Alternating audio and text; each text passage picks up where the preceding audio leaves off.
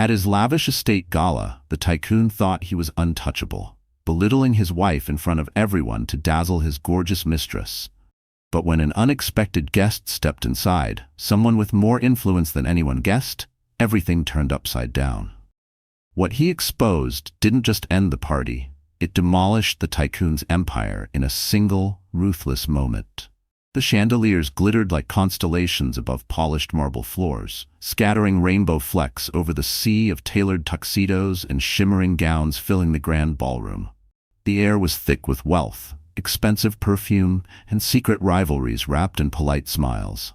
Every corner of the Crestwood Manor pulsed with laughter, clinking crystal, and the quiet power games of old fortune sizing up fresh ambition.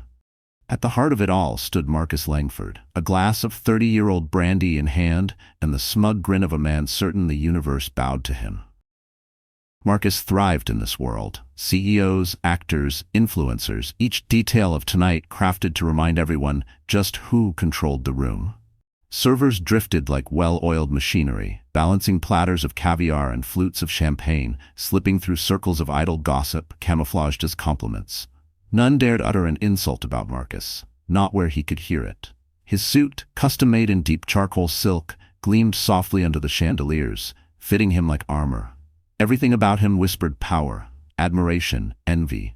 Draped at his side, one arm draped lightly over his, was Aria Monroe, the mistress, young, flawless, and poured into a satin dress that left no curve hidden. She absorbed the stares as greedily as Marcus did. Her lips glistened with gloss. Her laugh floated like music, perfected through endless practice in gilded mirrors. She clung to him like a prized possession, proof that money could keep time at bay. Together they were an exhibition, a carefully curated shock to spark envy, rumor, and above all to pierce the heart of one woman. Standing apart near the grand staircase was Helena, her posture regal, her face an unreadable mask. She drew attention not with glitter, but with the quiet poise she wore like a shield. Her gown, understated yet graceful, a deep burgundy classic that once made Marcus say she looked like a queen. That was long ago. Tonight she stood alone, a flute of mineral water in hand, unwilling to feed this night's intoxication any more than she had to. Her eyes roved over familiar faces and insincere grins. She knew exactly how Marcus planned this evening to unfold. It was never a party, it was a power play. A message from Marcus, loud, public, and perfectly staged. He had moved on, and to him she was nothing more than a finished, forgotten chapter. But Helena wasn't broken. She felt the sting, of course she did. Any woman would, watching the man she once loved flaunt another woman on his arm, catching the smug curl of his grin thrown her way. That cut deeper than any piece of the settlement she'd signed away in court. But she would never give him the pleasure of watching her come undone. Her grip on the slender glass tightened, but her lips stayed composed, and behind her eyes, thoughts flickered sharp and fast. This wasn't her world anymore, but she hadn't shown up by accident. She had accepted the invitation on purpose, not for old time's sake or self-punishment, but to remind herself just once why she'd chosen to abandon it all. And maybe, in some quiet corner of his mind, to remind him too. She was still standing. Marcus watched her from across the ballroom, the corner of his mouth twitching in a crooked, almost smile. "You see her?" he murmured to Aria, his voice low, dripping with amusement. Aria tilted her head following his line of sight. "The one in the burgundy gown?" "That's my ex-wife," he said, swirling his brandy with a smirk. "Didn't think she'd dare show up." Aria giggled softly, her eyes sweeping over Helena with a flicker of curiosity laced with smug confidence. "She's graceful." "She used to be," Marcus laughed, brushing off the compliment like dust on his cuff. "But she never really fit in here. Too proper, too quiet, couldn't keep pace." Aria nodded slowly, her smile hardening just a touch. She wasn't worried, she'd already won. Or so she believed. Across the grand hall, the band struck up another tune, and the hum of the party climbed higher. Guests danced, laughed, traded secrets and favors beneath glittering crystal and mirrored walls. Helena moved toward the terrace, craving a breath of cold night air. Passing clusters of well-dressed gossipers, she overheard bits of their chatter. Politics, mergers, someone's scandalous affair in Mykonos, another's impulsive purchase of a villa in Provence. All the things she once feigned interest in. She slipped outside and let out a quiet exhale. The night air grazed her skin like a gentle reminder that peace still existed beyond marble and champagne. Behind her, the sounds of revelry dulled into a distant echo. For a moment, she let her eyelids fall shut. A faint tremor she refused to show inside now curled in her chest, a knot of old hurt and new resolve threading together. The cold bit at her bare shoulders, but she welcomed it, letting it anchor her to the present. She knew this pain would pass, that she would not carry it home like she used to. Tonight was not about him. It was about remembering that she could stand alone and feel the wind without crumbling. Inside, Marcus kept the show alive. He worked the room, toasting the right people, dropping sly jokes at Helena's expense, thin insults coated in charm. Drinking in the sycophantic laughter of those desperate for his approval. She always despised these things, he said at one point, raising his glass again. Said the parties were shallow. Guess she was right. She never quite stood out. A ripple of laughter. One guest piped up, "Well, she certainly stands out now, just not the way she wants to." Marcus grinned, soaking up the reaction, but even as he laughed, something empty crept through the sound. His eyes drifted toward the terrace again, half expecting to catch Helena glancing back. She didn't. Arya leaned closer, her perfume clinging to him like a net. "You really don't miss her at all?" Marcus snorted dismissively. "She was safe, predictable. You're different. You've got ambition, fire." She clung to old-fashioned ideals. Marcus's voice dripped with flattery as he leaned closer to Arya. "You challenge me." Arya's smile stayed bright, but behind it, a flicker of unease flickered in her eyes. She'd heard that exact line before, about Helena. As the evening dragged on, Marcus's charm turned sharper. His digs more pointed, his mockery more blatant. A few guests shifted uncomfortably, chuckling out of politeness, uncertain whether they should. Eventually, Helena returned inside, offering a gentle smile to those who greeted her with the sort of forced sympathy that never quite reached their eyes. She felt the weight of every stare, heard the low murmurs slipping between champagne bubbles, yet she moved through it with unshakable poise, as if she didn't hear the cruelty swirling around her. When Marcus spotted her, he seized the moment like a dagger. He tapped his glass with a silver fork, the sharp chime slicing through the music. "Everyone," he called out, his voice rising above the hum of conversation. The band lowered their instruments. Dozens of eyes turned toward him. Helena froze mid-step. Marcus raised his glass high, his grin wide and cutting. A toast. To new beginnings, to growth, and to finally realizing that some people are born to shine while others simply fade away. A ripple of awkward laughter rolled through the room. The insult was no secret. It was cruelty disguised as wit, dressed up in crystal and champagne. Heat crept up Helena's neck as she felt every eye on her. But she didn't falter. Slowly, she lifted her own glass, gave a slight nod, and took a calm sip. It wasn't surrender. It was silent defiance, a declaration that she would not play his game. For a heartbeat, Marcus stumbled. Something foreign, discomfort, scratched at his chest. He smothered it quickly, pulling Arya closer, cracking another joke about how she brought real excitement back into his life. Helena turned from the circle of laughter and applause. Her fingers brushed the carved banister of the grand staircase as she glided past velvet curtains and vanished into the swirl of dancing bodies. Behind her, the party throbbed on, blind to the storm gathering quietly among whispered words and lingering stares. But something had shifted. For the first time, the murmurs were not about Helena, but Marcus himself. His arrogance, his ugly triumph. The invisible crackle of something about to snap buzzed in the air, like static before lightning. And just beyond the estate gates, beneath the soft spill of party lights, a sleek black sedan rolled to a stop. A man stepped out, smoothing the front of his suit, his face carved from stone, unreadable. He wasn't on the guest list. He didn't need to be. The night was far from over. It was far from over, just getting started, in fact. And now, let me ask you, if you were publicly humiliated by the very person who once vowed to love and protect you, what would you do? Walk away quietly? Or strike back in your own way? Drop your answer in the comments. Rate this story so far from 0 to 10, and don't forget to like this video and subscribe. You won't want to miss the twist that's still coming. The music floated through the Crestwood ballroom like a silk ribbon drifting through candlelight, graceful notes that softened the tension simmering just beneath polished conversations. Guests kept talking, but an invisible shift had settled over them. A few were still chuckling at Marcus's last remark, that sharp-edged toast aimed squarely at Helena, but more than a few had begun to glance at one another uneasily, silently wondering just how far the tycoon would push his little performance. The laughter no longer rang true. It sounded forced, brittle, polite noise to cover discomfort. But Marcus didn't seem to notice. He basked in it all, lost in the mirror of his own ego. In his mind, he towered over everyone, admired not only for his wealth, but for his so-called wit, his charm, and his brazen disregard for courtesy. Arya leaned against him, her manicured hand resting lightly on his chest, her gaze sweeping the glittering crowd for signs of admiration. She didn't sense the subtle crackle of unease yet, the faint, awkward hush building at the edges of the revelry. She only felt the thrill of standing at the side of the most powerful man in the room, and that alone made her feel untouchable, or so she thought. She tilted her head toward Marcus and murmured, "You really know how to hold an audience." Marcus smirked, tipping back his glass for another long sip.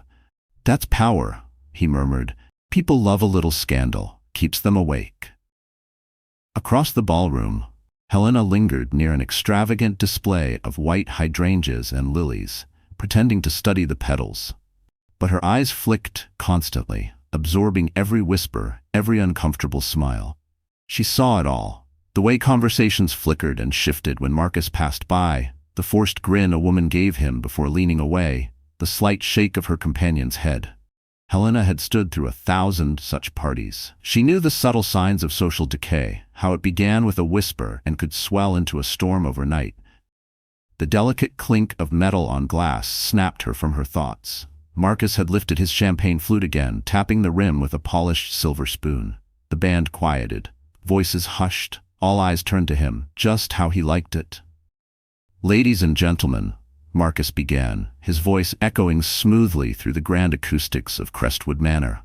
"Thank you all for being here tonight. What a magnificent night this is, wouldn't you agree?" Marcus's voice filled every corner of the Crestwood ballroom. A few polite claps trickled through the air and his grin widened. "I look around this room and I see power, beauty, ambition, everything that keeps our world spinning." He lifted his glass higher, letting the crystal catch the chandelier's glow. "But tonight, I want to make a special toast."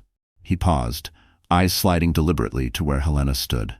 Her pulse didn't skip, her breath didn't catch. She knew exactly where this was heading. "Moving forward," Marcus said smoothly, "recognizing that life is all about evolution, learning what no longer serves us and making space for what inspires us."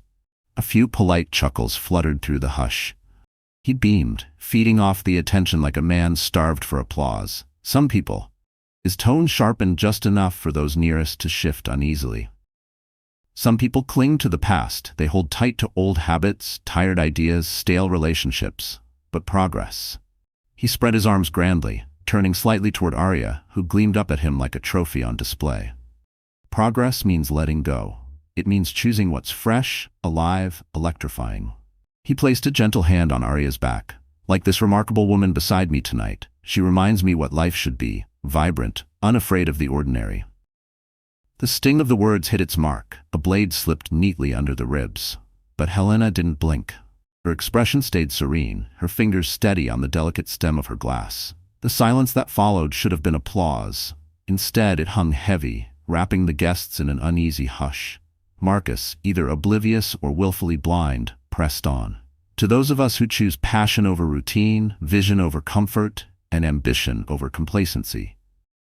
Scattered, half-hearted clinks followed. A few hesitant toasts, more than a few averted gazes. Helena let the moment wash over her. Then, unhurried, she lifted her glass to her lips, drank slowly, and placed it on a passing tray. Years beside a man like Marcus had taught her how to stand taller in moments meant to break her. She turned, stepped forward through the stunned hush, not to argue, not to spit words back at him, but simply to reclaim her space. Not with a speech, just with her presence. The band stumbled back into a tune, notes trembling at first before smoothing into familiar melody. Guests leaned in close to each other, desperate to mask the tension with small talk that barely stuck. A bandage over a wound everyone could still feel pulsing underneath. Arya glanced around, and for the first time she saw it too. The shift in the room's pulse, the tight smiles, the nervous glances exchanged over champagne rims. The toast hadn't dazzled, it had landed sharp and wrong. She edged closer to Marcus, voice low near his ear. "Do you think maybe that went too far?" Marcus blinked at her, confusion knitting between his brows. "Too far?" he scoffed. That was perfection, but even he could feel it now, the subtle drain in the air, the polite distance slipping like cold mist between him and his audience.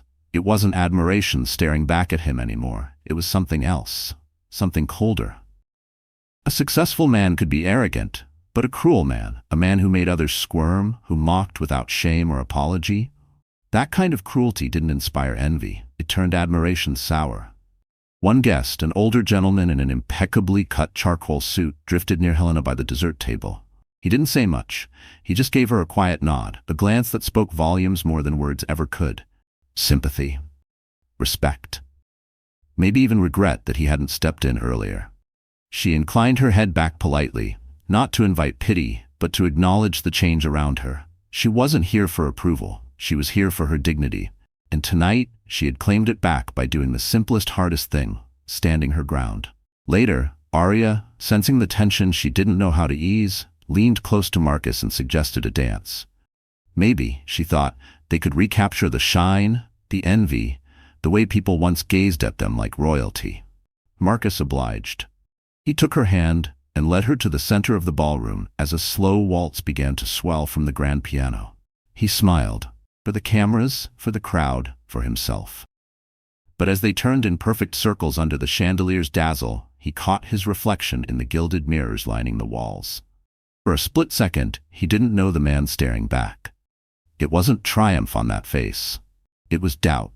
Not far away, Helena lingered by the fireplace, her fingertips resting lightly on the cool marble. She watched them spin, eyes unblinking, and she saw it.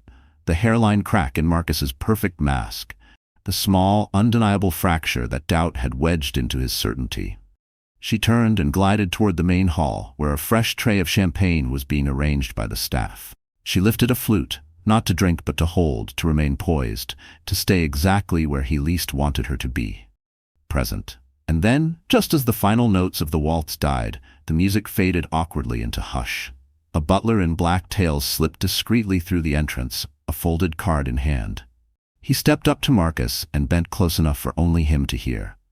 "Sir, a guest has just arrived." Marcus frowned, pulling Arya closer. "What guest? I wasn't expecting anyone else tonight." "He says it's urgent, sir. He asked me to deliver this to you personally." The butler offered the card. Marcus took it, flipped it open, and read the name. His jaw tensed. The card trembled faintly between his fingers, a name he hadn't read aloud in years. A ghost he thought he'd buried deep enough to forget. "Bring him in," Marcus said, his voice carefully stripped of emotion, though a tightness coiled at the base of his throat. Arya's brow furrowed. "Who is it?" Marcus didn't answer. His smile was gone now, stripped bare in front of 100 curious stares. As guests turned toward the entrance, the air changed yet again, not discomfort this time, but charged anticipation. Something was coming, something no one, least of all Marcus Langford, was ready to face tonight. The Crestwood ballroom gleamed beneath its crystal canopy, but a hushed stillness crept beneath the glitter. Conversations fluttered on, but they'd lost their warmth, their ease. Something was loosening at the seams, small but relentless. Even the self-absorbed pair spinning for applause felt it now, an itch under their skin that no wealth could soothe. Marcus still paraded Arya on his arm, but there was a stiffness to his shoulders now, a tight set to his jaw, the faintest crack in the armor of his arrogance. And Helena, though she stayed on the room's fringe, had quietly become the unspoken axis around which the entire evening now tilted. The murmurs drifting through the grand ballroom weren't just about her anymore. They were about him too. About Marcus Langford's venomous words, still clinging like stale wine on the tongues of guests, now uncertain where to look or what to say. Helena stood near the arched doorway that opened onto the garden. Her hand rested gently against the carved frame, as if she were weighing whether to step away from the noise for good. Her gaze swept the room, brushing against eyes that darted aside the moment they met hers. Sympathy flickering, then embarrassed retreat. One woman, cheeks flushed with secondhand shame, managed a strained apologetic smile. Helena returned a small nod, her face calm, collected, but inside something raw pressed like salt against a fresh wound. She could weather 1,000 cold stares. She could stand tall against rumors. But tonight, what cut deepest wasn't the public humiliation. It was the truth she couldn't ignore anymore. That Marcus, the man she'd once held close through endless nights of fear and doubt, now found amusement in using her as a joke. The garden air met her with unexpected bite, crisp, scented faintly with roses. Helena stepped onto the stone terrace, moving past tall planters overflowing with climbing ivy and blooms. Her heels clicked softly over the flagstones, grounding her. She didn't cry. She didn't rage at the night sky. She just leaned her back against the cold iron railing, staring out at the manicured lawn awash in golden uplighting. Her fingers curled tighter around the edge of the balustrade with every slow breath she drew. She wouldn't let herself unravel, not here, not in front of him. But the hollow ache in her chest made her wonder if it was even possible to stay whole anymore. The last time she'd stood here, it was their anniversary. Marcus had arranged a candlelit dinner beneath the stars, promising her she was his reason for everything, that he couldn't imagine building his world without her by his side. And now? Here she was, in the same place, watching him exalt another woman under the same heavens, praising progress and new beginnings, as if she'd been an anchor instead of the foundation beneath every one of his triumphs. Helena clenched her fists, her pulse flickering at her throat. She wasn't just angry at him. She was furious with herself, for believing him, for defending him when he crushed competitors without mercy, for dimming her own light so his could blaze bigger. The soft rhythm of approaching footsteps snapped her back to the terrace. A voice followed, familiar but grating in this moment. "I was wondering where you'd slipped off to," Arya said gently, stepping out under the terrace lights, her gown trailing behind her like molten gold. Helena didn't respond right away.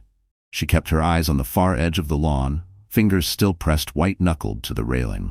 Helena stayed perfectly still, her eyes locked on the dark lawn beyond the railing, as if Arya's presence might evaporate if ignored long enough. But the younger woman in the gleaming gold gown drifted closer anyway, a faintly smug smile playing on her lips. "You know," Arya began, tucking a loose strand of hair behind her ear, "you really handled that toast with grace. If I were you, I'd probably have thrown a drink in his face, or two." Helena turned toward her slowly, her voice steady and low. "That's the difference between you and me. I don't cause scenes just to earn applause." Arya's smile twitched, faltered, a crack in the polished confidence. "No offense, but if I were in your shoes, I wouldn't have come at all." "I'm not in your shoes," Helena said evenly, "and thank God for that." Arya let out a nervous laugh, caught between retreat and bravado. She shifted her weight, then added, "Marcus says you always hated parties like this, that you never really understood the life he was meant for." Helena turned fully to face her then, voice calm but cutting. "Marcus says a lot of things when he wants an audience. Doesn't make them true." A pause settled between them, tight and brittle like a thread on the verge of breaking. "You must miss it," Arya ventured, her eyes flicking back to the ballroom, glowing behind them. "The lifestyle, the attention. I miss the woman I was before I let any of that matter," Helena answered without hesitation. "I don't miss him. And I don't miss pretending to be smaller so he could feel larger." Arya stared back, and for the first time there was no smug tilt to her smile. Instead, uncertainty, maybe even discomfort. For a moment, the woman she dismissed as the quiet, polite ex-wife stood before her as something else entirely, unshaken, unafraid. It rattled her more than she expected. "I should get back inside," Arya said, her tone awkward, turning quickly on her heel. Helena watched her slip back into the glow of the party, then turned her gaze to the garden once more. Her heartbeat steadied, her resolve hardening like stone set in concrete. She wasn't the fragile ghost Marcus described in his cruel toast. She wasn't fading. She wasn't clinging to the past. She was taking herself back, quietly, unflinchingly, with every breath she drew outside that room filled with forced laughter and shallow praise. A few minutes later, another guest joined her on the terrace. A woman Helena barely remembered from a charity auction years ago. "I just wanted to say, you carried yourself with real grace tonight," the woman said softly. "I'm sorry about what he did. It was cruel." Helena gave her a small, genuine smile. "Thank you, but you don't have to be sorry. I'm not." Inside, Marcus caught sight of Arya returning to his side. She was quieter now, her drink untouched for once, her eyes occasionally drifting over the guests with a restlessness he didn't bother to question. He didn't ask what had passed between them. He wouldn't have liked the answer. Marcus assumed Arya just needed a moment alone to catch her breath. But when she didn't laugh at his next joke, when she glanced away as he tossed out another cutting remark about Helena, something tugged at him. He couldn't name it yet, but it scratched at the edges of his composure in a way that made him uneasy. Across the ballroom, Helena reappeared on the main floor, not to reclaim some stolen spotlight, but simply to be seen on her own terms. She moved with the same unshaken grace she'd always possessed. Even the waitstaff, gliding past with fresh trays of champagne, shifted subtly to give her space, treating her presence with a newfound respect. There was no dramatic entrance, no pointed confrontation, no clever speech to counter Marcus's cruel humor. Just her silence, her dignity, her quiet refusal to be erased. And people noticed, and the more they noticed her, the less they laughed at Marcus's barbed stories. As the night stretched deeper, a new hum threaded through the marble halls, not born of the band's music or shallow gossip, but of an unspoken anticipation. A sense that something inevitable was pressing at the seams, about to tip everything sideways. The laughter drifting through the Crestwood ballroom had grown thin. What once pulsed through the mansion like electricity now rang false, forced. Guests chuckled more out of habit than delight. The crackling excitement that had dazzled the early hours had dulled into a hollow routine. But Marcus, drunk on his own narrative, remained oblivious.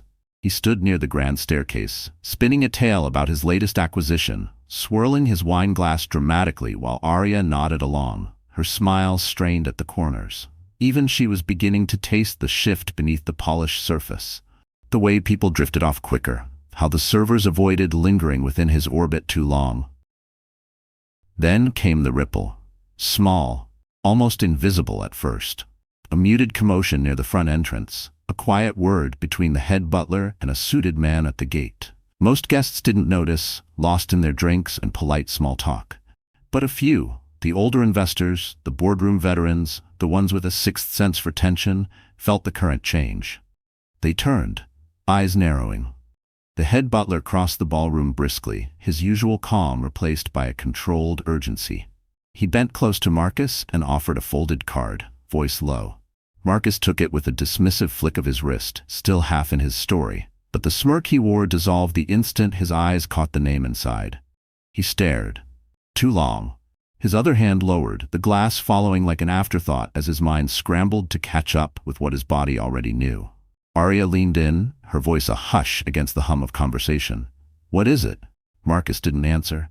He slipped the card back into his pocket, shoulders stiffening as if bracing against an invisible wind. He forced a laugh. Loud, hollow, empty. Nothing. Just an unexpected surprise. Arya's brow creased, catching the tension flickering behind his eyes. A surprise guest? Something like that, Marcus muttered. Before she could press further, the double doors at the entrance swung open again. A man stepped in, tall, calm, exuding a confidence that didn't need to be announced. His tailored charcoal gray suit fit like a second skin. He didn't pause to scan the crowd or drink in the grandeur. He walked forward as if the entire house had been built for him alone. His steps were steady and intentional. Nothing about him was showy or forced. Yet somehow, as he crossed the threshold, conversation tapered off, eyes drifting toward him as though pulled by an invisible cord. There was a quiet gravity in how he moved, a calm authority that didn't clamor for attention but commanded it anyway. His hair was dusted with streaks of silver at the temples, his jawline defined, his expression neutral yet undeniably self-assured. He didn't smile, he didn't nod or wave, he simply walked deeper into the Crestwood ballroom, unfazed by the hush that rolled through the room like a soft tremor. Whispers flickered through the guests like sparks. "Who is that? Is he on the list? I thought no one else was coming." Marcus's smile pinched tight at the corners as he stepped forward, placing himself directly in the newcomer's path. Arya lingered behind him, her eyes narrowing, curiosity shading into unease. "Victor Langston," Marcus called, his voice pitched higher than normal, straining for casual warmth. "What an unexpected pleasure." Victor extended a hand, calm, solid, unhurried. "Marcus?" Marcus clasped it, squeezing just a little too hard. "You weren't on the guest list," he said through a too tight grin, each word shaped carefully to sound polite. Victor's reply was smooth, his tone resonant yet calm. "I don't remember ever needing an invitation, but I appreciate the welcome." Marcus forced a short, brittle laugh. Of course. There's always room for old friends." "Funny," Victor said, his eyes steady, voice level. "I never thought we were friends." Nearby guests pretended to busy themselves with canapes and champagne, but every ear bent closer, every eye stole quick glances at the unfolding exchange. Arya moved closer to Marcus's side, forcing a polite smile as she extended her hand. "Arya Monroe." Victor shook her hand with the same composed courtesy, offering only a faint nod. "Pleasure." But he didn't linger on her, nor did he study the glittering hall like a man newly arrived. His gaze had already found Helena. Across the polished floor she stood still, her face unreadable but her posture subtly shifted. Shoulders back, chin lifted, eyes locked on his. The recognition between them was quiet but unmistakable, and guests, ever hungry for gossip, turned to look at her too, as if trying to piece together an invisible thread that bound her to the man who had just unsettled the host without uttering a threat. Marcus saw it, felt it coil tight in his chest. He forced a chuckle that caught at the edge. "You know Helena?" he asked, straining for offhand surprise but missing the mark, the edge in his voice too sharp. Victor didn't look at him. "Yes." Marcus's fingers clenched around his glass. "How well?" Victor turned back then, calm as ever, unbothered, the faintest flicker of a smile tugging at the corner of his mouth. "Well enough." The words landed with a quiet finality that needed no embellishment. It wasn't what he said, it was how effortlessly he said it, as though Marcus's question didn't warrant anything more elaborate, as though his connection to Helena was not up for Marcus to frame. The air shifted again. The audience, all those carefully curated guests, grew quieter still, as if some unscripted truth was beginning to seep through the crystal and silk. The band, sensing it without being told, softened their playing to a faint, polite hum. And suddenly, the energy that had once clung to Marcus and Arya shifted, drawn instead toward the silent axis between Helena and Victor. Marcus felt it, a hollow space where his control had lived just moments before. For the first time that night, Marcus Langford didn't know what to say. He parted his lips, then closed them again. A forced chuckle sputtered out, brittle and misplaced, before he stepped aside, clearing Victor's path with a stiff gesture. "Well, enjoy the party. Plenty of wine, plenty of whatever it is you're after." Victor didn't bother replying. He simply moved past Marcus without a glance back, his strides steady, purposeful, unhurried, until he reached Helena. He didn't pull her close. He didn't take her hand. He just stood beside her, and their silence said more than any greeting ever could. Guests nearby pretended to chatter, but their eyes clung to the pair like moths to a flame, the puzzle coming together in whispers and stolen glances. "You look radiant," Victor said, his voice low enough to belong only to her. "I didn't expect to see you here," Helena replied, her tone calm but layered with something softer beneath. "You should have," he murmured. "I told you I'd come when the time was right." Her lips curved at the edges, not quite a smile, but enough to reveal that she understood. Between them there was no strain, no confusion, just a quiet familiarity, a trust that needed no explanation for anyone else. Across the ballroom, Marcus watched, his eyes locked, his jaw clenched so tight the tendons at his temple twitched. His hand tightened around the stem of his scotch glass until the crystal groaned in protest. Arya leaned in, her voice barely above the hum of the subdued band. "Who is he really?" Marcus didn't answer right away. He kept staring, as if by sheer force he could will Victor to vanish. Finally, under his breath, almost to himself, he muttered, "Trouble." But even that was far too simple for what Victor Langston truly was. He hadn't come for champagne or the glittering atmosphere. He had come with purpose. And though Marcus didn't fully grasp it yet, this was the thread that would start to unravel everything he had so carefully wrapped around himself. Some guests brought toasts and polite gifts. Others brought consequences. The grand ballroom never regained its earlier rhythm after Victor's arrival. It was as if the night had slipped into another realm. The music softer, the air heavier, the polite chatter reduced to murmurs that stumbled and restarted, never quite finding their stride. People forced laughs that fizzled too soon, darting glances toward the small axis forming around Helena and Victor. The real heart of the evening now, whether Marcus admitted it or not. An irreversible shift had happened. The easy luxury had curdled into a quiet, restless tension. And as Marcus stood near the bar, gripping his fourth scotch of the night, its heat did nothing to restore the control, slipping through his fingers. Arya hovered at his side, sensing the chill creeping in under all the chandeliers and forced smiles. Arya couldn't tell whether she should be worried or entertained. Marcus, meanwhile, didn't speak for several moments, just stood there, his stare locked on Victor across the ballroom. He hadn't done anything flashy. No dramatic entrance, no cutting speech, just polite words and calm presence. And yet, somehow, he'd managed to tilt the entire night on its axis. That was the kind of influence Marcus despised most, the quiet kind. The kind you couldn't buy or brandish like a trophy. The kind that grew from earned respect and the unsettling power of unspoken intent. "You going to tell me who he really is?" Arya finally pressed, her voice low but sharp with curiosity. Marcus tipped back his scotch and downed what was left in a single swallow before answering. "Victor Langston," he said, each syllable clipped and bitter. "He's a heavyweight investor, controls major stakes in biotech, renewable infrastructure, media, you name it." Arya's brows lifted. "And why would he crash your party?" Marcus didn't reply right away. His eyes flicked from her back to Victor and Helena, standing together like a quiet storm no one could look away from. "That," he said under his breath, "is exactly what I plan to find out." At that moment, Victor stepped toward the small platform near the grand piano where a few guests were lingering with plates of hors d'oeuvres. He tapped the rim of a wineglass with a fork, a clear, crisp ring that sliced neatly through the low hum of conversations. Heads turned like sunflowers to light. The band stumbled to a halt mid-measure. Even the staff froze, trays poised mid-air. Victor offered a mild, courteous smile, his voice calm and polished. "Apologies for the interruption. I realize I wasn't on tonight's invitation list, but I simply couldn't resist joining such an illustrious gathering." A polite ripple of laughter swept through the guests. But before it could settle, Victor's tone shifted, still calm but honed to a fine point. "Truth is, I came not merely to celebrate, but to share a few words that may interest those in this room who pride themselves on market dominance and aggressive expansion." Marcus's spine stiffened. His shoulders squared so suddenly Arya felt it before she saw it.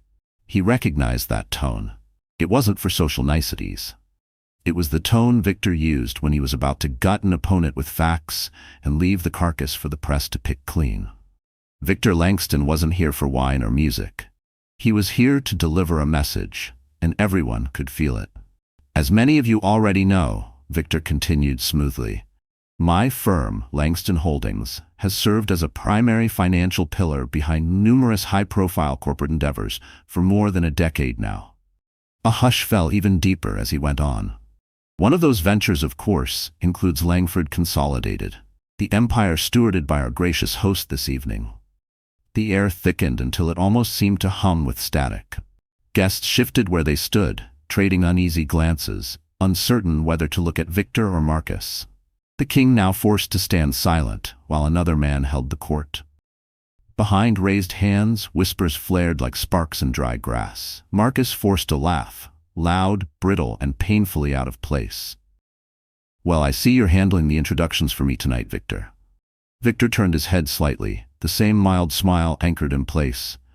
"Just ensuring clarity. Transparency is everything these days." Then, without missing a beat, he faced the guests again. "Over the past few months, however, we at Langston Holdings have been thoroughly re-evaluating our investment strategies. reassessing long-term partnerships and focusing our capital on companies where true innovation and integrity still thrive. He paused, his tone crisp but unhurried. Unfortunately, not all partnerships make the cut. Even Arya's face tensed at that. Marcus went still, fingers whitening around the rim of his scotch glass as if it were the only thing holding him upright. He stepped forward, grasping at the last scraps of control. "I think that's enough," Marcus snapped, his voice sharp enough to cut glass. Victor raised a hand, not aggressive, but commanding enough to freeze Marcus in place. "Actually, Marcus, I'm not quite done." The silence pressed down, thick and immovable. Not a single fork or glass clinked. All eyes stayed locked on Victor. "Effective immediately," Victor said clearly, each word ringing through Crestwood like a gavel. "Langston Holdings will be withdrawing all investments from Langford Consolidated. All funding, all support, all affiliations terminated." A collective gasp tore through the ballroom, uncontrolled, instinctive. 100 questions detonated in the minds of the guests all at once. What does this mean? Why announce it here? How bad is this really? Marcus's face drained of color. His mouth fell open but found no words to fill it.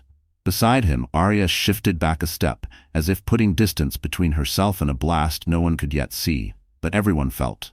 Victor, unmoved, continued. "This decision was not made lightly." He angled slightly, letting more of the room see him directly.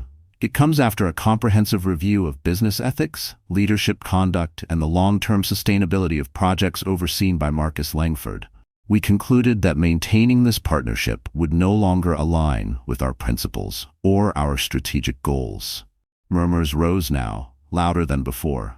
Across the hall, people fumbled for phones, screens glowing as they searched for breaking headlines, confirmation, statements, anything to make sense of what had just detonated in front of them. Marcus could feel it.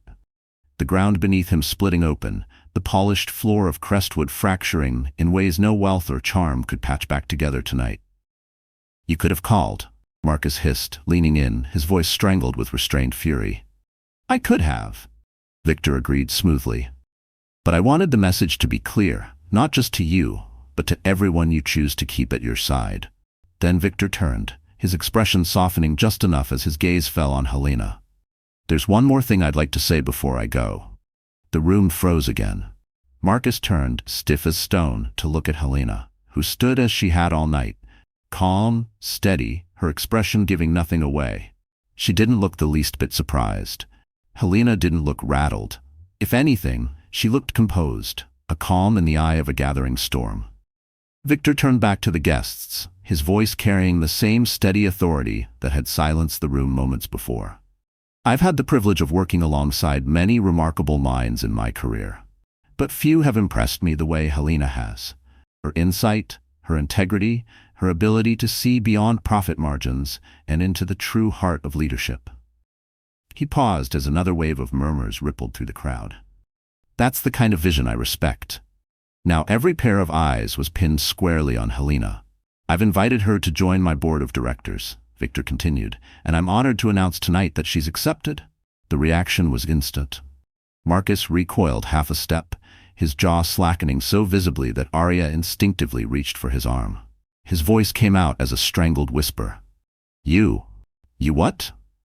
Helena finally spoke. Her tone wasn't loud, but every syllable landed like a gavel. "You always said I didn't belong in this world, Marcus. Turns out you were right. I belong in one better." With those words, the entire night split apart. Gasps erupted, phones lifted, cameras flashed, and in an instant, the story was no longer about Marcus's extravagant gala or the woman draped on his arm. It was about Helena, the wife he had mocked and dismissed, now standing at the fulcrum of a power shift so sharp it left him breathless. Marcus struggled to inhale, his hands trembling around the rim of his glass. His throat burned dry. He looked at Arya, who had gone as pale as the champagne in her flute, realization dawning that this moment wasn't just about business anymore. It was about betrayal, about every underestimation of the woman he had thought he could silence. The same woman who had quietly, piece by piece, flipped the entire narrative on him. The grandeur of Crestwood still glittered overhead, chandeliers raining down prismatic light, the orchestra striking up a polite waltz, but it was all hollow now.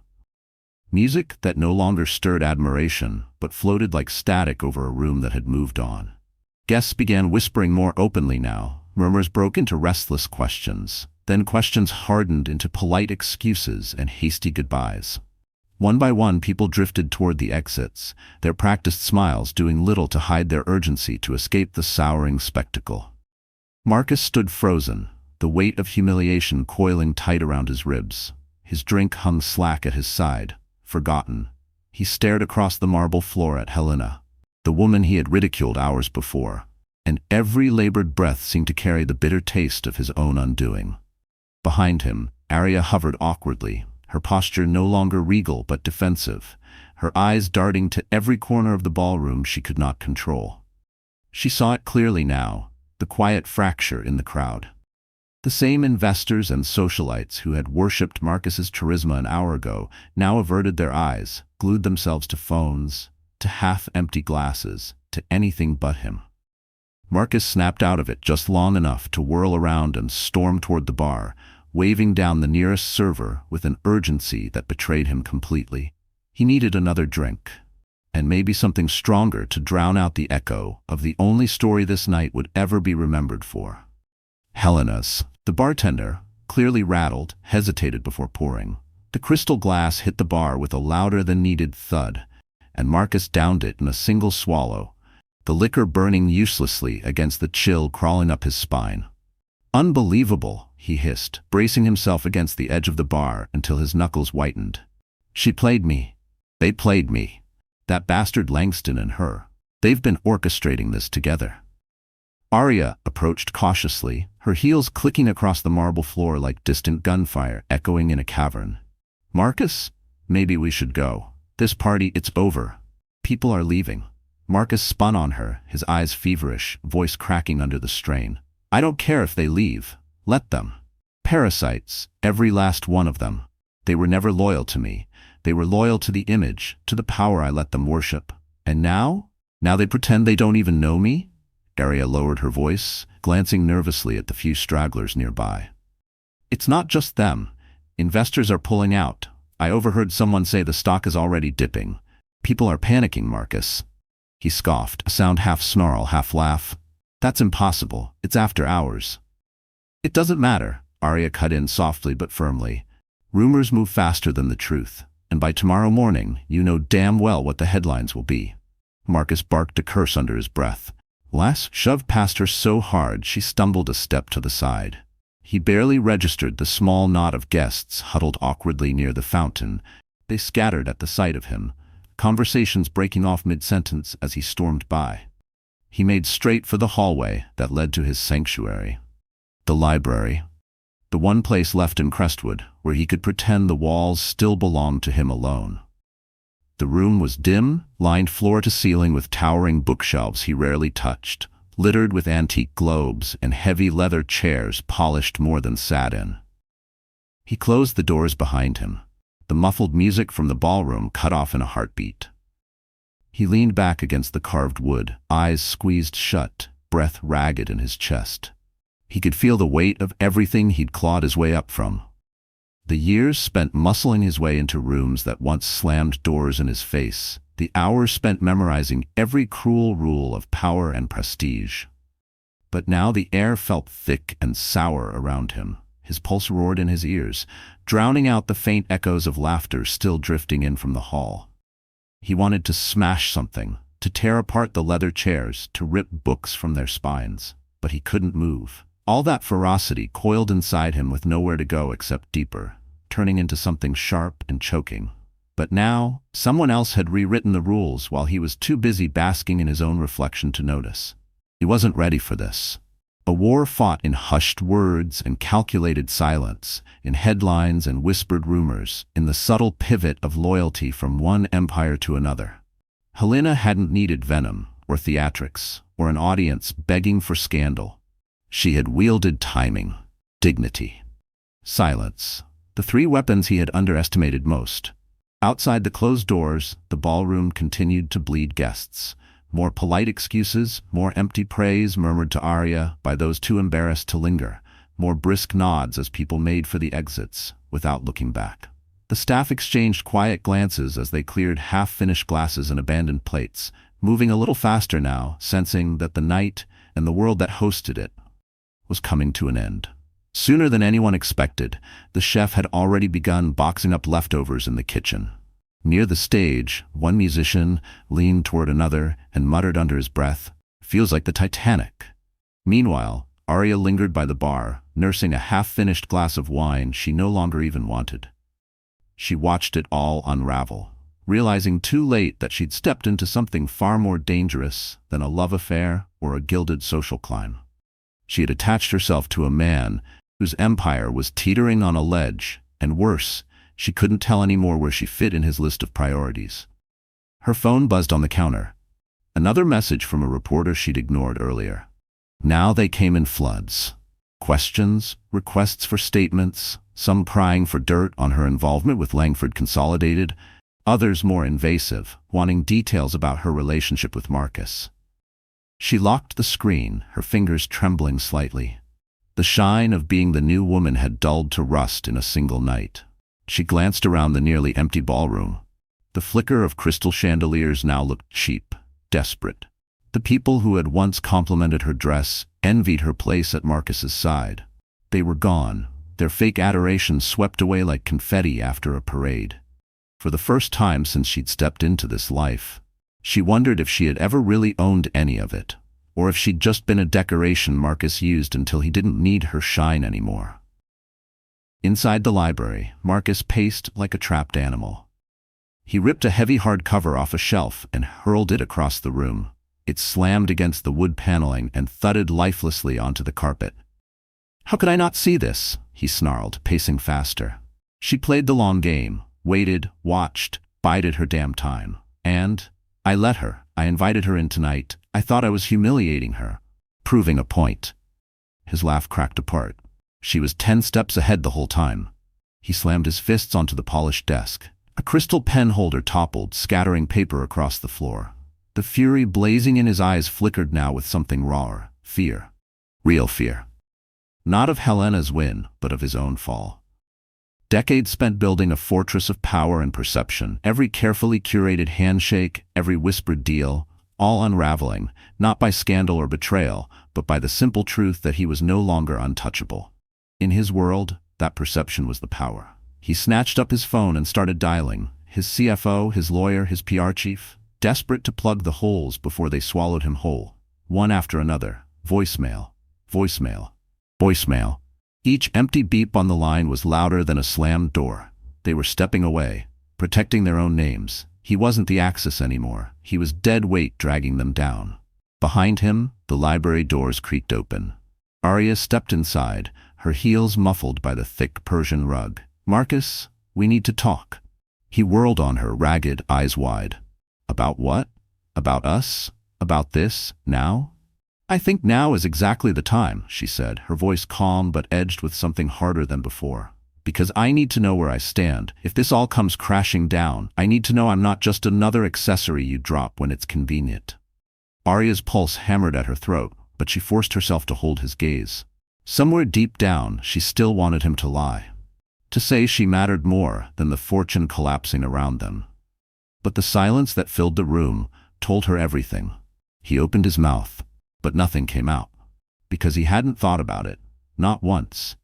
She had been part of the show, the illusion, the trophy for the stories he wanted people to believe. And now, with the story in ruins, she stood before him asking for something real from a man who suddenly had no foundation beneath him. She exhaled, her posture softening, but her resolve firm. "I'm going home, Marcus. Call me when you figure out what actually matters to you." With that, Arya turned, walked out of the library, out of Crestwood Manor, and out of the carefully crafted narrative that had once made her feel invincible. She didn't slam the door. She didn't raise her voice, she just left. And in her absence, Marcus felt the house grow quieter. Darker, colder than it had felt in years.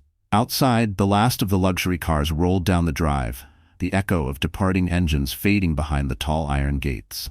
Inside Crestwood Manor, the chandeliers still burned bright overhead, but their glow felt fake now, like stage lights forgotten after the actors had abandoned the scene. And Marcus, standing alone amid the wreckage of his own grand illusion, finally began to understand. This wasn't just a bad night. This was the opening scene of his downfall. By the time the final car disappeared down the drive and the gates locked shut behind it, silence settled over Crestwood like a heavy fog. The party was over, in every sense. The staff moved quietly through the marble halls, gathering half-empty glasses and discarded napkins, their soft footfalls echoing louder than the once triumphant orchestra. The chandeliers, so dazzling hours ago, now cast more shadow than light. What had been planned as a glittering testament to his power was now nothing but an elegant ruin. Marcus remained in his study, staring at the bottom of an empty whiskey glass, the last warmth in it long gone. Upstairs, Arya was packing. Her heels clicked sharply along the marble corridor as she strode to the bedroom, her composure still intact for anyone who might see her, but cracking the instant she shut the door behind her. Alone, she leaned against the wall, her breath shaky, her clutch sliding from her hand to the carpet. She wasn't sure what she felt. Fear? Shame? Raw anger? Maybe all of it, twisted into a knot she couldn't untangle. An hour ago, she had been the glittering centerpiece at the side of a man everyone envied. Now she felt like a stage prop, a pretty decoration being packed away after a show no one wanted to see again. And she hated that. She crossed to the closet in 3 quick strides, yanked out her suitcase and threw it open with a practiced flick of her wrist.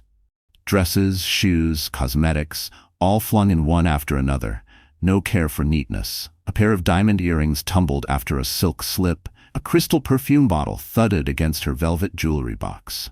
She paused only once, catching her reflection in the tall mirror.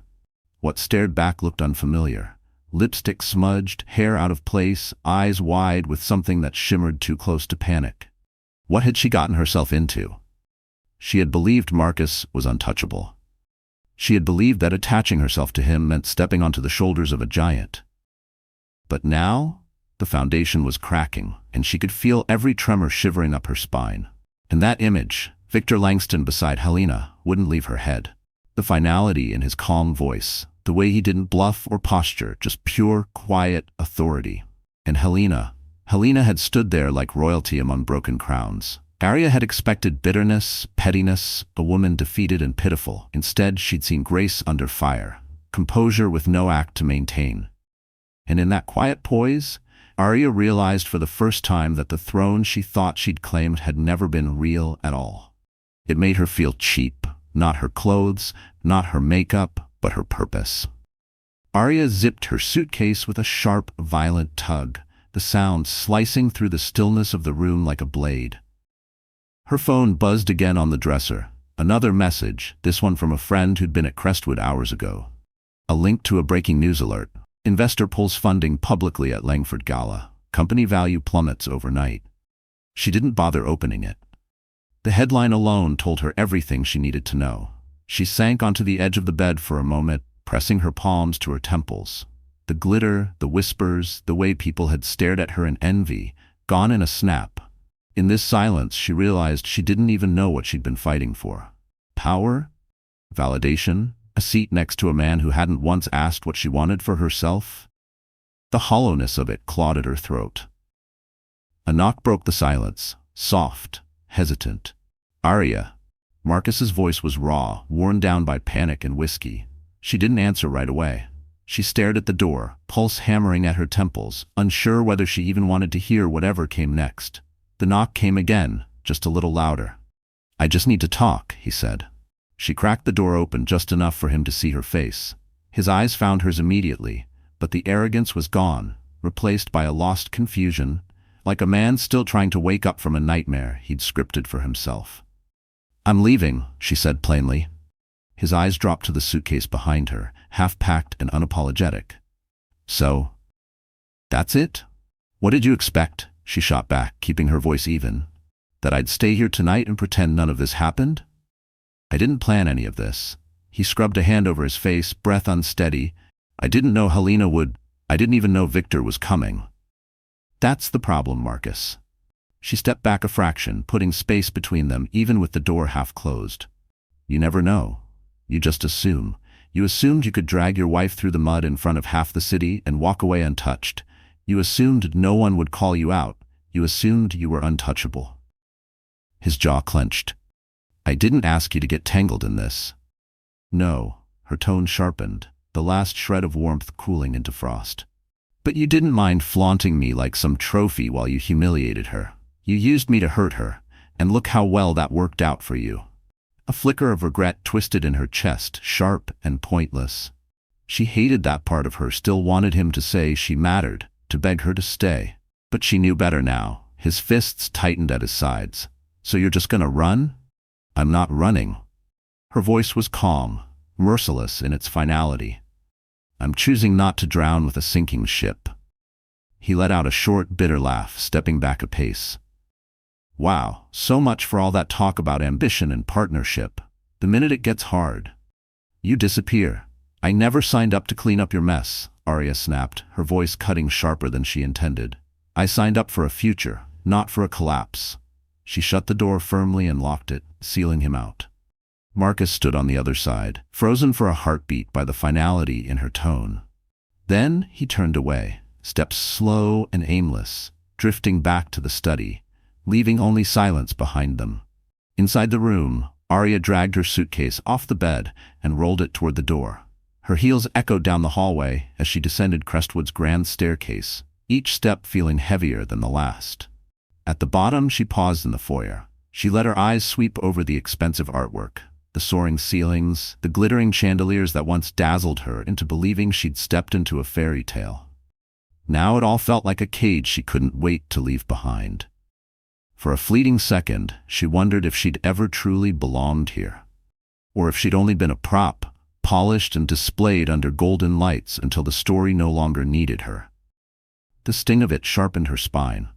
Better to walk away now than cling to scraps of a lie. She stepped out into the cold night air. It hit her cheeks like a slap, bracing and honest. Her driver was already waiting at the curb. She gave him a short nod, and he opened the car door. As the car pulled away from Crestwood Manor, Arya didn't look back. She didn't want to. She didn't need to. Whatever dream she thought she'd claimed inside those walls, it wasn't hers anymore. Inside, Marcus drifted through the empty halls like a ghost haunting the ruins of his own legend. The echo of her footsteps still clung to the marble floors long after she'd gone. The staff moved quickly now, clearing half-drained glasses, sweeping up stray petals, their eyes politely averted when he passed by. His phone buzzed and buzzed, board members demanding explanations, journalists hungry for quotes, lawyers flagging urgent meetings. He didn't answer. He stared at the screen as if it belonged to someone else. As if the empire teetering on collapse was not the same one he'd built from ruthless ambition and ego. In the reflection of the floor-to-ceiling windows, he caught sight of himself. His tie hung askew, his shirt rumpled, his eyes hollowed out by sleeplessness and the shock of being dethroned in a single night. He looked like a man who had been aged decades by a few brutal hours, a man who was finally meeting the reckoning he'd always believed he was too clever to face. A dry laugh scraped his throat, but died before it left his lips. He had thought power was armor, that charm and money could buy him endless second chances. Now the truth was staring back at him in the glass. Stripped bare, ordinary, irrelevant, without the empire propping him up. He sank into one of the velvet chairs in the center of the ballroom. Around him lay the wreckage of his perfect night. Empty glasses, trampled petals, abandoned shawls, ghosts of a celebration that had never been real. He tipped his head back to stare at the chandeliers, still blazing above him. For the first time, their glow didn't make him feel invincible. It made him feel small, insignificant beneath their cold light. He had mocked the woman who stood by him for years.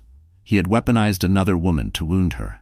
He had built a castle on a foundation already cracking beneath his own arrogance.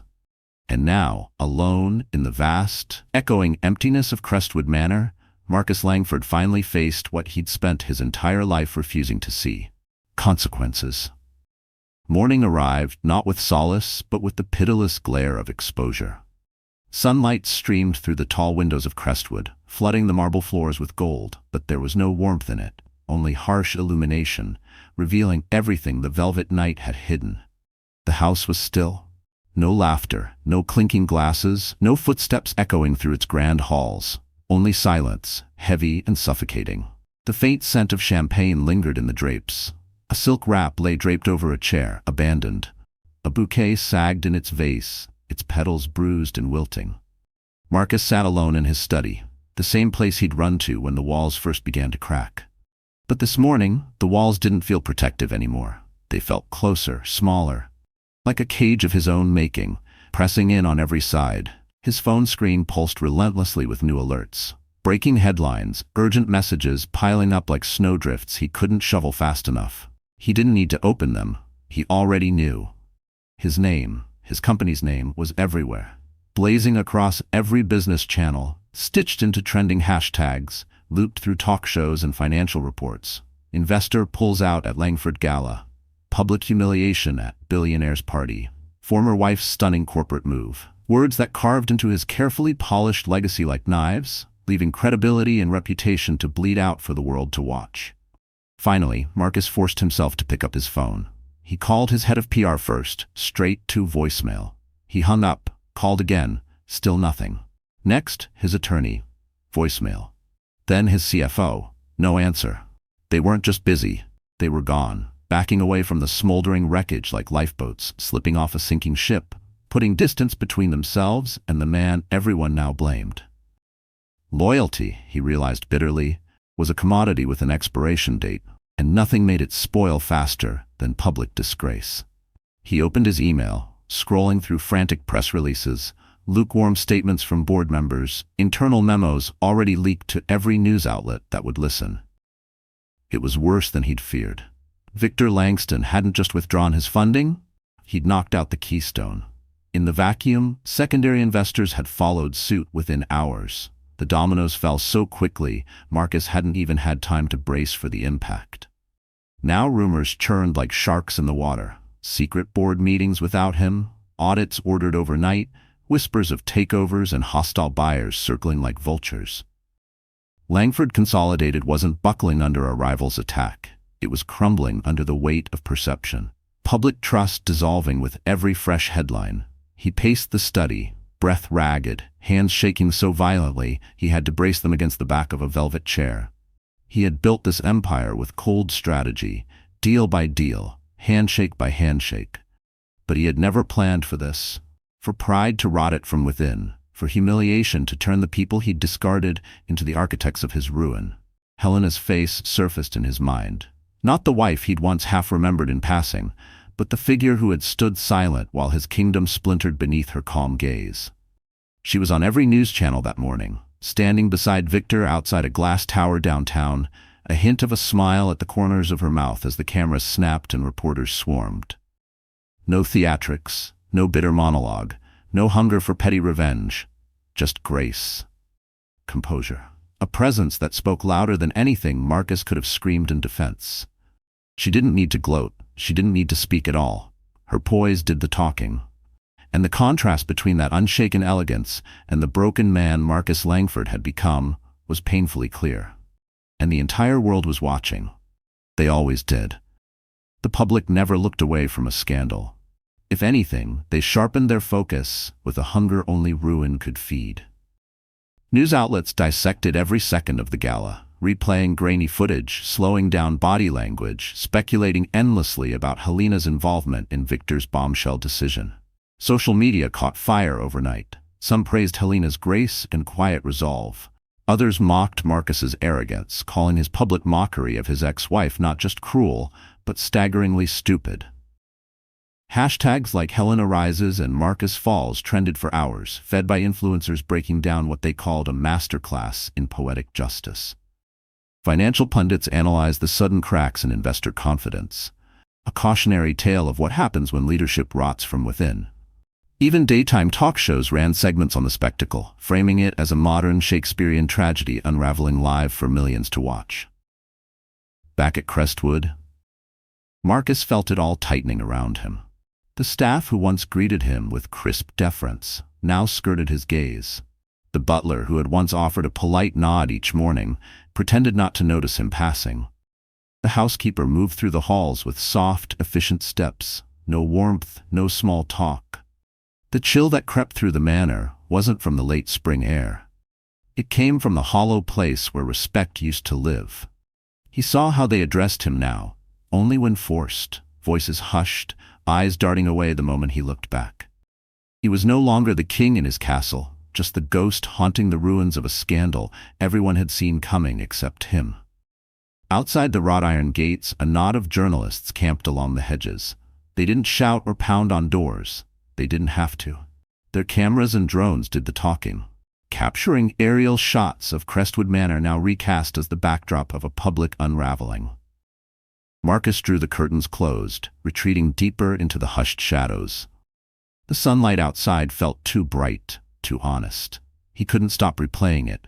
Aria's silhouette disappearing down the driveway, Helena's calm face beside Victor's, the shifting expressions on guests' faces as the room turned against him, and the way he'd tried, pathetically, to salvage dignity that was already ashes. By late afternoon, the fallout reached his desk. His assistant forwarded him a single-line email. Emergency board meeting, 3 p.m. Link attached. No greeting, no polite framing, not a request, an order. He hit accept and sat motionless, staring at the empty screen in front of him. His empire, his identity, his name, unwinding thread by thread, faster than he could weave it back together. On a whim, desperation or spite, he couldn't tell, he tapped Helena's number. The line rang once, twice, then went straight to voicemail. He didn't leave a message. What could he possibly say? That he hadn't seen it coming? That he hadn't believed consequences could arrive so suddenly and so publicly? That he'd thought she would fade quietly into the background, not rise into the spotlight he'd always hoarded for himself? He dropped the phone onto the desk, the unanswered call echoing in his mind longer than her voice ever would. He could feel it now, clearer than ever before. Control was gone. And he had given it away, piece by careless piece, to the one woman he'd thought he'd buried in his past. The irony was cruel in its precision. Marcus had spent years proving to himself, and everyone watching, that he had outgrown Helena, that she wasn't enough for the man he had become, that he had moved so far forward she was irrelevant. And yet, in trying to erase her, he had done the opposite. He had placed her at the very center of the narrative. The symbol of everything he'd underestimated, everything he'd thought he'd left behind. The public didn't see her as a victim. They saw her as a woman who had been wronged, humiliated, and who responded not with petty revenge, but with calm brilliance and unshakable dignity. The board meeting began at 6. Marcus joined from his home office, suit jacket thrown over his shoulders, tie askew, eyes hollow. On his screen, rows of unsmiling faces stared back at him. Executives, legal advisors, top shareholders, a jury that had already weighed him and found him wanting. The questions came fast. Damage control, strategy, leadership transition. Some voices kept a polite edge, others abandoned courtesy altogether. No one said the words out loud, but it was clear they were already sketching a blueprint for a future without Marcus Langford at the helm. When the call ended, the soft chime of the disconnection echoed in the quiet room like a closing door. He sat alone, staring past his reflection in the glass at the darkening city skyline. Somewhere out there, beyond the blinking lights that paid him no mind, Helena was living a different chapter. One he never saw coming. Miles away, that same skyline stretched endlessly beyond the glass walls of Langston International's headquarters, a tower of steel and intention, where the noise of scandal barely touched the air. Inside a private executive lounge designed for quiet luxury, Helena stood near a floor-to-ceiling window, a cup of black tea warming her palms as she watched the ribbons of traffic flicker like tiny sparks along the city streets far below. Behind her, Victor Langston approached, his polished shoes barely whispering across the marble floor. He stopped beside her, hands resting loosely in the pockets of his tailored suit. They said nothing at first, the kind of silence that exists only between people who owe each other no explanations. "It's surreal," Helena murmured at last, her voice soft but steady. "How quickly it can all shift, how people who seemed untouchable can fall and not even see the cliff beneath their feet." Victor nodded once, a quiet, knowing gesture. "That's the nature of power, Helena. It's rarely stolen by force. Most of the time, it collapses under its own weight, when it's built on ego instead of substance." She turned slightly to meet his eyes. "Thank you, not just for what you did that night, but for standing by me, for for believing in me when I didn't even believe in myself anymore." "You didn't need my belief," Victor said, his tone gentle but certain. "You only needed a stage. You've always had the strength." Helena smiled faintly, but her gaze drifted past him, toward the endless avenues below. Her thoughts pulled far from the polished marble and glass that now surrounded her. The last few days had unraveled faster than she could fully absorb. The gala that dissolved into scandal, the empire Marcus thought invincible now trembling at every seam, the public finally seeing the truth she had lived with in silence for years. And now, for the first time, Helena was exactly where she was meant to be. Not as someone's shadow, but as her own undeniable force. He had always believed he was untouchable, that consequences were for lesser men. But in all the noise, all the headlines and gossip, Helena had stayed steady, grounded in the quiet truth that none of this was born from revenge. It was the result of something deeper: purpose, integrity, and a reckoning that had arrived right on time. "Do you remember the first time we met?" Victor asked suddenly, breaking the calm between them. Helena's soft chuckle drifted toward the window. "Of course, that dreadful conference in San Diego. You spilled coffee all over your keynote notes.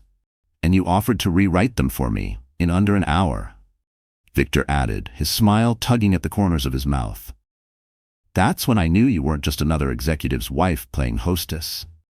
"I wasn't," Helena agreed, her voice quiet but certain. "But I let myself be treated like one. For far too long." Victor moved over to the bar, poured himself a glass of water, and leaned against the polished counter. "You were more involved in Langford Consolidated than anyone ever gave you credit for," he said. "Half of those early expansion strategies were yours, not his, and he never acknowledged it, not once." Helena traced the rim of her teacup, eyes distant but clear. "I was his sounding board, his editor, his fixer when he screwed up, but never his equal, not in his mind." Victor's gaze softened. "He was terrified you'd outshine him. Men like Marcus don't know how to stand beside strong women. They only know how to compete with them." She paused, absorbing it, letting it settle. "I didn't plan any of this, Victor. After the divorce, all I wanted was peace, distance.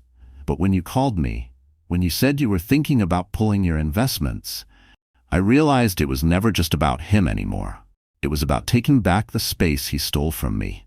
Quietly, strategically, without becoming him." Victor crossed the room and handed her a slim folder. "These are the final documents for your onboarding. You'll have full access to the development division.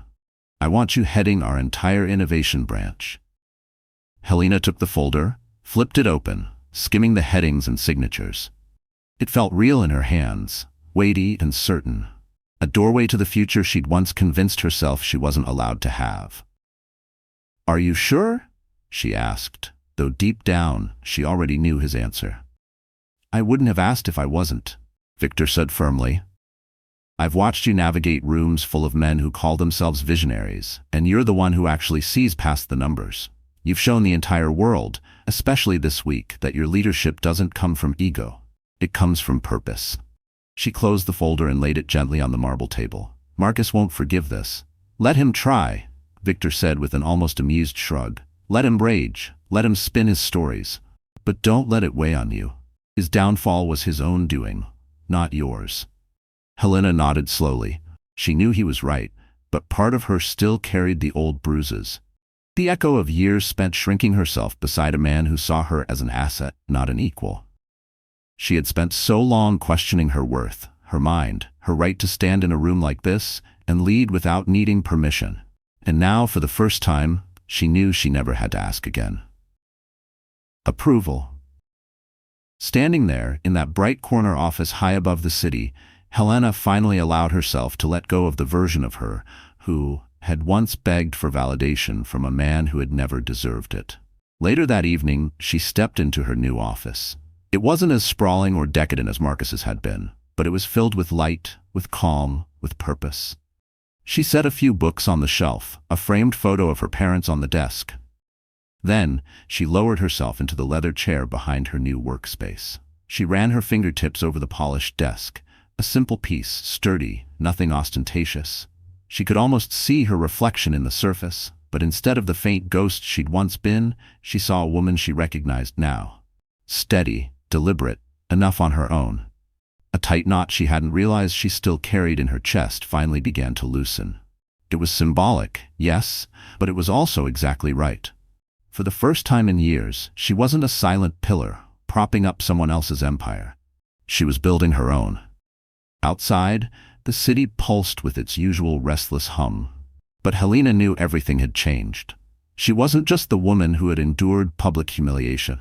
She was the woman who had wielded grace like a blade, who had dismantled an empire not with scandal or revenge, but with truth. And as Marcus was now learning, truth could be far more devastating than revenge ever was. The days that followed moved strangely for Marcus. They didn't pass quickly enough to distract him from the wreckage closing in on him, but they slipped away just fast enough to steal any chance at a clean redemption before it was too late. Each morning, he woke not to the low hum of a world that once bent to him, but to silence. A heavy, echoing silence that filled every polished hallway of Crestwood Manor. The house was still draped in imported marble, its walls hung with priceless art collected from every corner of the globe, but its soul was gone.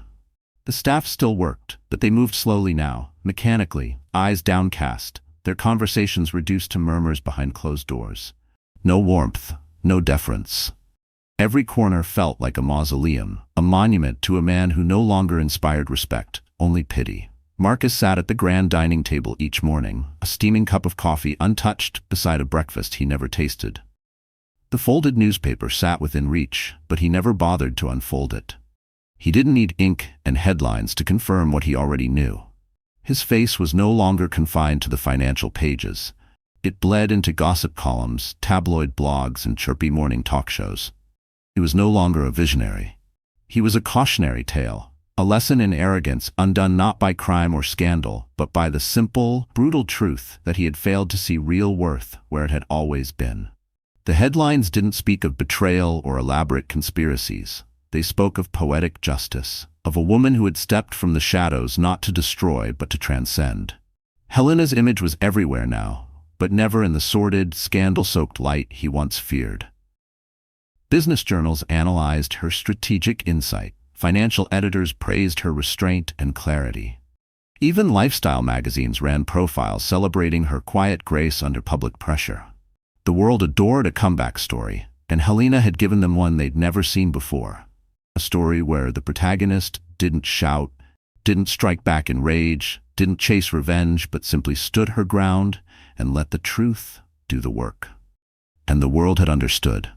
She had become something larger than the pain she'd endured, a symbol of quiet resilience, of dignity, of the kind of strength that didn't need to be loud to be unmistakable. One late afternoon, while Marcus sat in his home office, staring blankly at the far wall, a knock sounded against the heavy oak of Crestwood's front door. He didn't move at first, assuming it was another courier dropping off legal paperwork, or a letter from yet another attorney. But the knock came again, measured, patient. With a reluctant exhale, he forced himself to stand, each step through the echoing hallway, pressing into his ribs like a weight he couldn't set down. When he opened the door, the last person he expected to see was standing there, Helena. She wasn't dressed for war. She wasn't dressed for triumph. She wore a simple navy coat over a cream blouse and tailored slacks, understated, elegant, unassuming. Her hair was tied back loosely, her makeup soft and natural.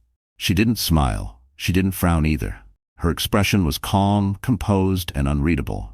Marcus just stared, half expecting she might dissolve into another ghost born of regret and exhaustion. "Helena!" His voice cracked, dry from days of silence. "May I come in?"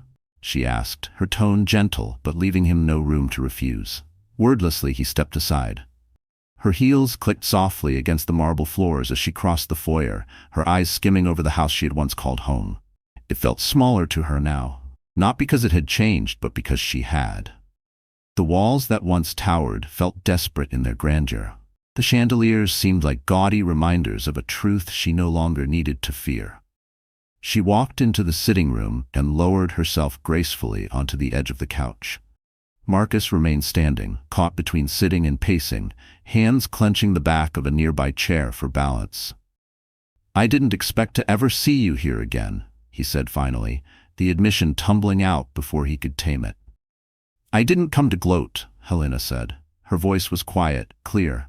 I didn't come to remind you what you lost or to stand here like some victory you have to acknowledge.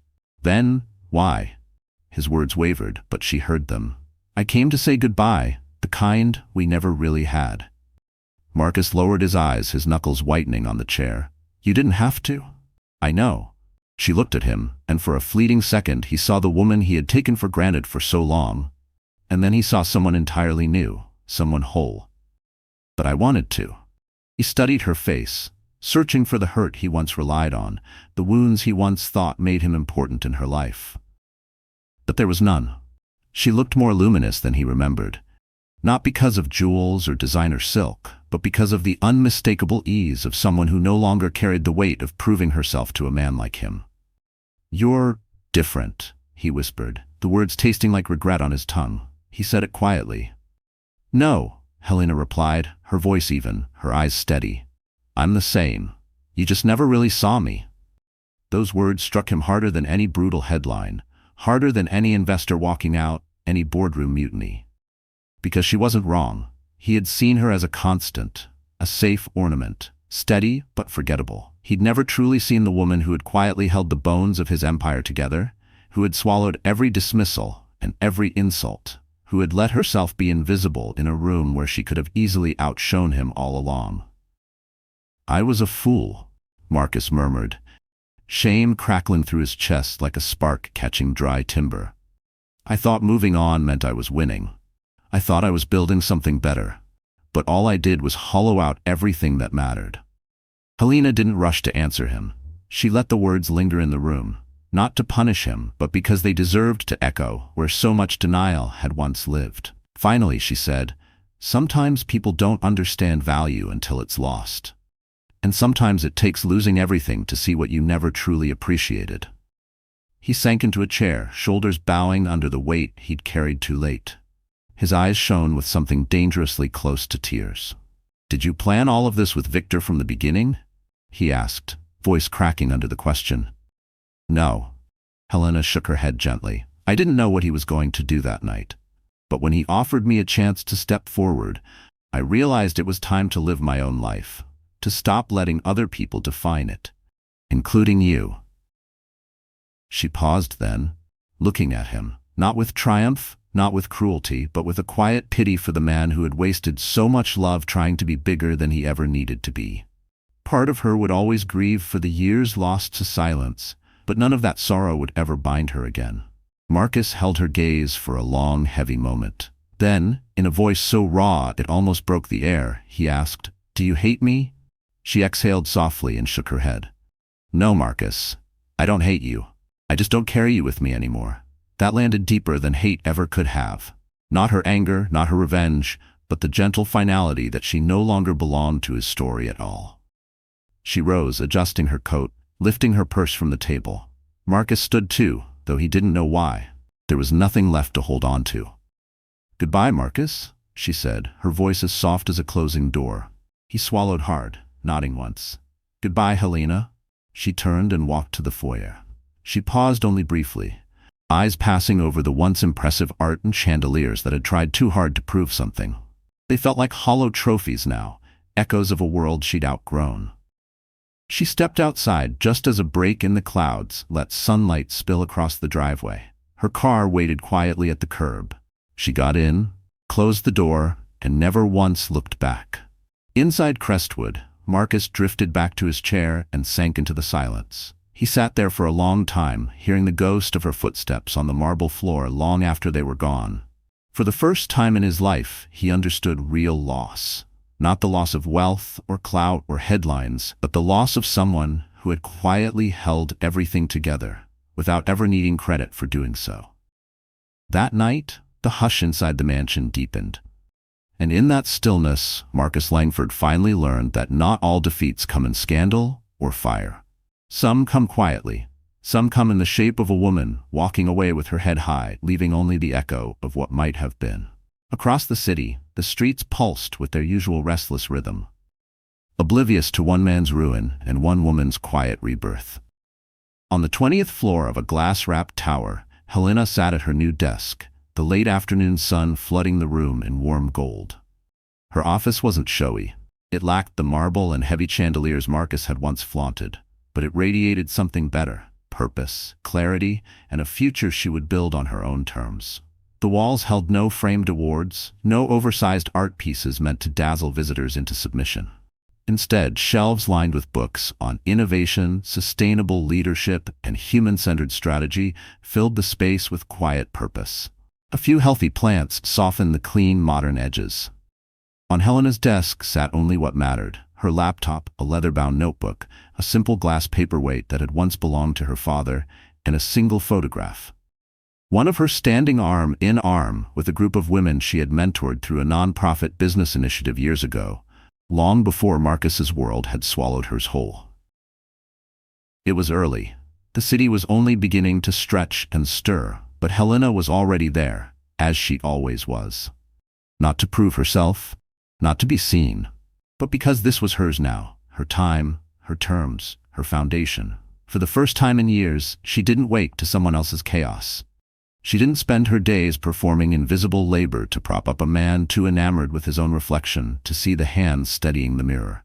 She wasn't a strategist, hidden behind the throne anymore. She was the architect now. And the story ahead of her lay blank and waiting. Helena leaned back in her chair, letting the quiet settle around her like an old friend. She thought of the week before, standing in front of Langston International's full board, not as a token presence or an honorary name on a plaque, but as a decisive voice in shaping what came next. She had spoken on ethical business transitions in emerging markets, a topic she'd researched alone, late at night, back when she still played the role of silent advisor to Marcus Langford's ambitions. When she finished, the room hadn't clapped immediately, not out of indifference, but because they were actually listening, absorbing every word. And when the board chair finally spoke, all he'd said was, "Welcome home." The words still echoed somewhere deep in her chest. Later that same day, she'd met with a small group of young entrepreneurs, 3 women, 2 men, all bright-eyed and brimming with vision, but hungry for a guide. She listened, challenged them gently, offered direction without dictating it. Afterward, one young woman lingered behind while the others filed out. She was soft-spoken, nervous but determined. "Can I ask you something?" she ventured. "Of course," Helena said, closing her notebook and giving the girl her full attention. How did you get here? After everything? How did you not just give up?" Helena paused, choosing her truth with care.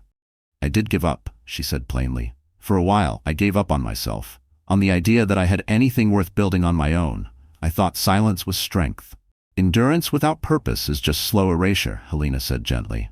"I didn't want to disappear quietly. I wanted to rise, intentionally." Helena nodded, her eyes shimmering with unshed tears. "You make it look effortless." "It's not," Helena said with a quiet laugh. "But it's worth it." That evening, Helena returned to her apartment, a warm, welcoming space that overlooked a small park where she liked to walk after long days. She didn't miss the old mansion. She didn't miss its tall gates, its manicured gardens that once felt like luxury but had long become barriers. Here, in this sunlit apartment, she had crafted something real. Furniture chosen for comfort, not to impress. Books stacked on side tables, a record player humming low jazz on nights when the world felt too sharp. Her kitchen smelled faintly of basil and garlic, not from catered trays or hired chefs, but from her own hands. She cooked for herself now, not out of need, but because she loved the ritual, the rhythm of chopping herbs, the hum of the stove, the scent winding through the air like a new memory overriding the old ones. She set the table for one without sadness, only certainty. There was a quiet power in choosing her own solitude, not as loneliness, but as space she no longer had to share with ghosts of who she'd once been. She sat by the window with a cup of tea as twilight settled over the park, and for once she did not think of Marcus Langford. She didn't think of the empire that had once required her silence to stand. Instead, she thought of the small victories that had led her here. The people who had cheered her on in the background. The assistant who once slipped kind notes under her office door. The friend who reminded her of her worth when the divorce felt like drowning. The investor who had seen her clearly when she'd forgotten how to see herself. And most of all, she thought of the version of herself who used to wake up each morning, dreading another day spent being invisible. That woman hadn't been destroyed. She had evolved. Across the city, Marcus still scrambled to salvage the scraps of his legacy, corralling board members into crisis calls, pushing out statements polished by legal teams instead of his own voice. He gave a televised interview once, his first since the implosion. The anchor's questions cut deeper than he expected. His answers were smooth but empty. The spark behind his eyes had dulled. The arrogance that had once draped around him like armor was gone. He spoke of resilience, of rebuilding, of new directions. But everyone could hear what he didn't say. The empire was fractured. The myth of the man behind it was fading fast. Helena watched the interview in silence. When it ended, she switched off the TV and returned to her book. Not out of coldness, but because that chapter no longer belonged to her story. She didn't hate him. She didn't wish him ruin. She simply refused to let him define anything about her anymore. On Friday, she stepped onto a brightly lit stage at a leadership summit and gave a keynote address titled "The Power of Stillness in a Noisy World." The audience rose to their feet when she finished, not because she'd performed, but because she'd told the truth. She spoke of identity, of grace, of the quiet ways women silence themselves in rooms they were meant to lead. She spoke of rebuilding, not for revenge, but for clarity and peace. She never once said Marcus's name. She didn't have to. Everyone listening understood. Afterwards, a young journalist caught up with her backstage.